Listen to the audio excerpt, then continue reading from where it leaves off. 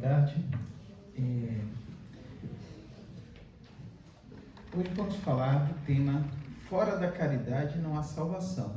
Um dos temas mais importantes, da doutrina espírita, se não o mais importante. Nesse capítulo, Kardec inseriu duas passagens do Evangelho, uma de Mateus e outra de Lucas. E eu acho interessante, eu que vim de família já espírita, não vim da Igreja Católica, não sou tão familiarizado com o Novo Testamento. Então, quando a gente fala de Mateus e Lucas, muitas vezes as pessoas não associam, quem são as pessoas. Depois eu vou falar um pouco sobre isso, mas vamos lá. A primeira passagem narra um momento em que Jesus está explicando para um grupo, inclusive, na época eram doutores da lei, Lá tinha aquelas pessoas que eram os escolhidos para falar sobre a lei. E eles estavam estudando um quadro sobre o momento do juízo final. Era talvez, e ainda, eu imagino que seja, uma das grandes preocupações dos homens em todos os tempos. E por isso a expressão salvação, talvez a gente não fique clara para a gente hoje, mas naquela época eles estavam muito preocupados com a salvação. Salvação do quê? Da pena eterna, do inferno? Estão querendo fugir de onde? Então, nessa passagem, ele apresenta as condições para a salvação ou para a pena eterna. Quando lemos a forma como foi apresentado na ocasião, verificamos que Jesus usou figuras de linguagem, muitas alegorias, para sensibilizar os homens daquela época. Então, era muito comum, Jesus aproveitava e usava realmente um monte de tinta nas explicações dele. E os homens, para quem ele falava naquela época, ainda eram muito incapazes de compreender as questões puramente espirituais. Então, por isso ele reforçava. Então, ele tinha que apresentar imagens realmente materiais chocantes para impressionar aqueles homens. Bom, para melhor entenderem o que ele dizia, era necessário não se afastar muito das ideias. Então, essa era uma outra característica que às vezes dificulta quando a gente está lendo uma mensagem de Jesus. Ele trazia um texto, uma narrativa, uma história que tinha a ver com o dia a dia daquelas pessoas. Se ele trouxesse uma coisa muito desconectada, eles não entendiam. Só que para nós hoje, a gente precisa pensar com a cabeça que a gente estava naquela época. Então, isso é muito importante a gente entender o contexto. Então, ele deixava questões mais sofisticadas para o momento futuro. Então, aparentemente, a história era simples, mas cheia de conteúdo moral. Então, mesmo nesse formato compatível aos homens daquela época, existia uma ideia predominante, a da felicidade reservada ao justo e da infelicidade que espera o mal. Só que cada um enxergava o que era bom e o que era mal, Eu sou bom, falo lá na sinagoga, eu falo para todo mundo. Eu achava que isso ele estava cumprindo os rituais de Deus. Então, nessa passagem existe um suposto julgamento final, onde são apresentadas considerações tanto para a defesa como para a condenação. E em quais condições seria o homem condenado ou absolvido. Então, Jesus lá faz um julgamento.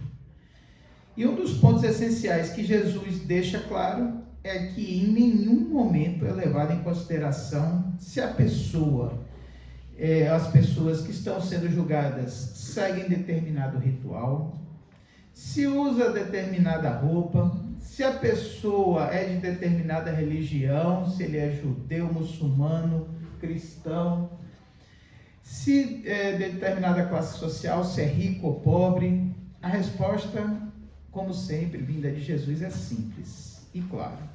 O juiz pergunta somente uma coisa: se a caridade foi praticada. Mais ou menos da seguinte forma: passai à direita, vós que assististes os vossos irmãos. Passai à esquerda, vós que fostes duros para com eles. Em nenhum momento Deus pergunta se a pessoa é de qualquer religião. Isso pouco importa. Ele só faz uma pergunta: se você ajudou os seus irmãos. Então, essa é a primeira mensagem de forma bem simples, né, que Kardec colocou logo no início. E Kardec coloca mais uma segunda mensagem aqui, agora de Lucas, que reforça a mesma ideia. Está lá no capítulo 10, versículos de 25 a 37. Bom, é a parábola do bom samaritano. Na parábola, conforme relatado nos evangelhos, né, Jesus conta a história de um homem que foi assaltado, espancado e deixado à beira da estrada. 3 pessoas encontraram esse homem em necessidade. Um era um sacerdote, o outro era um levita, que é mais ou menos um sacerdote que cuidava do templo lá, das sinagogas, e depois um samaritano. Esse daí era o mais diferente de todos. O samaritano, para quem não sabe, ele era de uma outra religião, que vinha do judaísmo, mas ele acreditava em deuses politeístas, tinha umas outras crenças diferentes. Por conta disso, simplesmente um samaritano é o inimigo. Naquela época era assim, era proscrito, e ainda era de uma outra raça, né? Então, tinha um sacerdote, o levita, que é mais ou menos um ajudante no templo, e o samaritano. Então, o samaritano era o proscrito, né? A pessoa mais não boa do conjunto ali. Então, o sacerdote e o levita, passando pelo homem ferido, sem prestar ajuda alguma. Passaram e nem olharam. No entanto, um samaritano, que era considerado inimigo pelos judeus da época, se aproxima do homem e demonstra compaixão e cuidado para com ele. Ele limpa as feridas do homem, coloca óleo e vinho, né, que era o tratamento da época, e as enfaixa. Além disso, ele coloca em seu próprio animal e vai andando. Leva-o a uma hospedaria e cuida dele durante a noite toda. No dia seguinte, o samaritano precisava continuar a viagem. Paga ao dono da hospedaria para cuidar do homem e promete retornar para cobrir qualquer despesa adicional. Qual de nós faria algo parecido? Olha que mensagem que Jesus deixou. Portanto, o bom samaritano na parábola é aquele que demonstra amor, compaixão e cuidado ao ajudar o homem ferido, mesmo que fosse de uma origem étnica e religiosa diferente. A parábola ensina sobre a importância de amar e cuidar do próximo, independente de diferenças sociais, religiosas ou étnicas. Em ambas as parábolas, Jesus deixa claro, portanto, que a caridade não é apenas uma condição para a salvação, mas sim como a condição única. Ele não faz nenhuma outra pergunta, só pergunta sobre a caridade. Se existissem outras condições ou caminhos a serem seguidos, Jesus teria explicado. E Jesus coloca a caridade em primeiro lugar. E por que a caridade é tão importante? É que a caridade envolve todas as outras qualidades do ser humano. A brandura, a benevolência, a indulgência, a humildade, a justiça, inclusive porque é a negação absoluta do orgulho e do egoísmo. Na sequência desse capítulo, é apresentada mais uma passagem, onde os doutores da lei questionam Jesus sobre qual o maior mandamento. Essa pergunta não era para entender a verdade, mas tinha o caráter de tentar pegar Jesus em um erro, em uma falta, o que era muito comum na vida de Jesus. Eu acho que em cada esquina que ele ia, tinha um grupo lá de doutores da lei fazendo um monte de perguntas para ver se ele errava, né? E Jesus sempre surpreendia, se colocando sempre com uma lição. Bom, mas Jesus, um excepcional didata, a didática dele era perfeita, ele usava mensagens curtas, simples e objetivas e conseguia transmitir até hoje, 2000 anos depois, a mensagem ainda é atual. Então ele aproveita e explica, né, o que amar, aproveita qual é o maior mandamento. Qual é?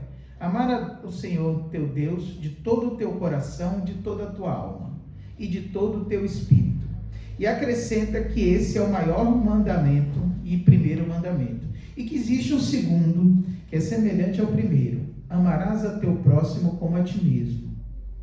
E como se não bastasse, ele ainda reforça com uma frase final: toda a lei e os profetas se acham contidos nesses 2 mandamentos.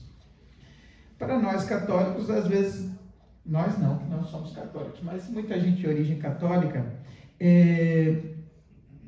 toda a lei e todos os profetas talvez não façam muito sentido, mas só Moisés tem mais de 600 leis. Então eles estavam perguntando, qual das leis de Moisés é a mais importante das 600 e tantas? Ele falou, só tem uma: amar a Deus sobre todas as coisas. E por que amar a Deus sobre todas as coisas e depois falar o próximo como a ti mesmo como decorrente? Porque se eu amo a Deus, que é o Criador de todas as outras criaturas, como eu não posso amar a criatura que é filha dele, que é meu irmão, né? Então, amar ao próximo como a si mesmo. Bom, o ensinamento de Jesus é de uma perfeição e simplicidade excepcionais. Eu queria dizer assim, na minha vida profissional, eu sou administrador de empresas, e uma das coisas mais difíceis que tem para fazer é a gente definir uma norma, definir algo que todos os colaboradores vão seguir e que seja justa e que funcione para todo mundo. Eu acho a coisa mais difícil. Você pega lá e vamos escrever uma coisa que funcione e que não vai mudar mês que vem. Né? Então, Jesus estabeleceu uma regra de alcance universal, imutável, que resiste ao tempo, né? E ainda continua atual. Se a gente olhar, ela é irretocável. Se a gente se deter, não tem falha. A deturpação da mensagem é de responsabilidade dos homens e seus interesses. E aqui precisamos a gente ficar atento, pois existem as religiões criadas pelos homens, né? E se formos observar, quase todas têm o mesmo discurso, né? Se você não se converter para a minha religião, você está perdido, você está fora. Então, tem os que estão dentro e os que estão fora da salvação. E para você estar dentro, você tem que comungar na cartilha daquela religião. Então, vamos imaginar o seguinte, provavelmente qualquer uma religião aqui sem os protestantes, esses estão salvos. Então, quem não é protestante vai para o inferno, é isso? Esse é o conceito. Quem não é espírita, então vai para o inferno? Então, não existe. Em 1855, mais ou menos, chega a doutrina espírita, um pouquinho antes, né? 1845, chega a doutrina espírita e quebra esse paradigma. Fala, aqui não tem ninguém fora, aqui todos estão dentro. Não importa se você é budista, muçulmano, judeu, católico, protestante, isso não importa, porque sendo você budista, protestante, você vai morrer do mesmo jeito. Você está sujeito às mesmas dores, está sujeito a doenças, está sujeito aos desafios da vida, e não há diferença. Então, em um nível fundamental, nós seres humanos somos todos iguais.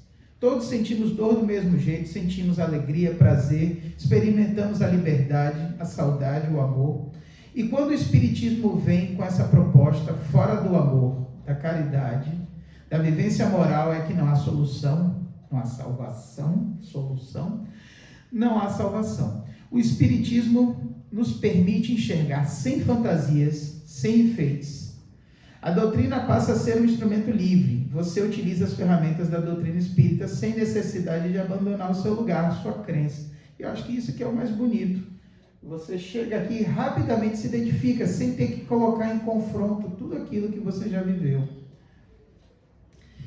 Bom, e eu não necessariamente preciso abandonar as minhas crenças, né, para compreender o Espiritismo. E a gente vê isso desde a Sociedade Espírita de Paris, por volta de 1840, onde Kardec recebia judeus, muçulmanos, protestantes, que se tornavam participantes daquela reunião, liam as obras de Kardec e aceitavam aqueles fatos como fenômenos da natureza, e continuavam sendo judeus, protestantes, católicos, muçulmanos. Isso é, não há esse espírito proselitista, ou seja, de afastamento das religiões, ou seja, de converter ninguém. Não há necessidade de trazer ninguém para uma nova fronteira, fazer com que a pessoa transponha o limite.